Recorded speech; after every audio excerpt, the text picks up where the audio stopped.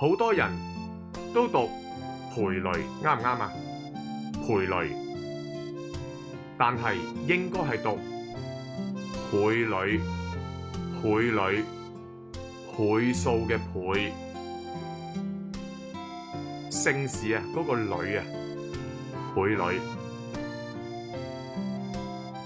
好啦，無乜嘢啊？係咪無尖啊？唔係啊，係無店，店啊，店鋪個店啊，無店。好簡單啊，呢個詞語唔係交叉，香港人成日都讀交叉啊嘛，唔啱啦，交通個交啊嘛，交叉。好啦，地乜嘢啊？好多人都讀地氈，唔係啊，係地毯啊，地毯，攤坦第二聲地毯。好啦，焗麵包喎，好多人都讀烘焙係嘛？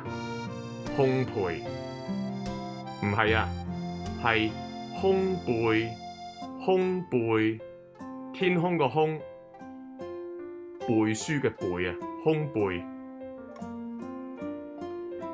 好多人都會讀面頰，面頰，唔係，點讀啊？呢個字係甲乙丙丁個甲啊，面甲，面甲。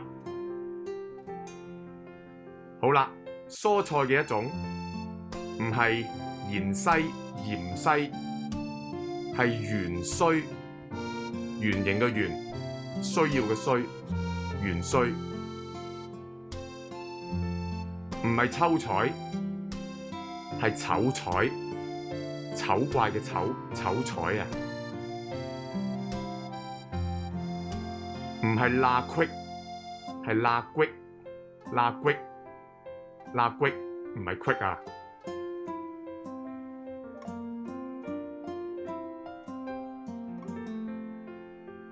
好啦，最後咯喎，唔係約束，唔係約啊！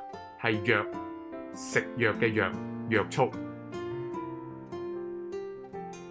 倍女，無店，交叉，地毯，烘焙，面頰，芫荽，醜彩，罅隙，約束。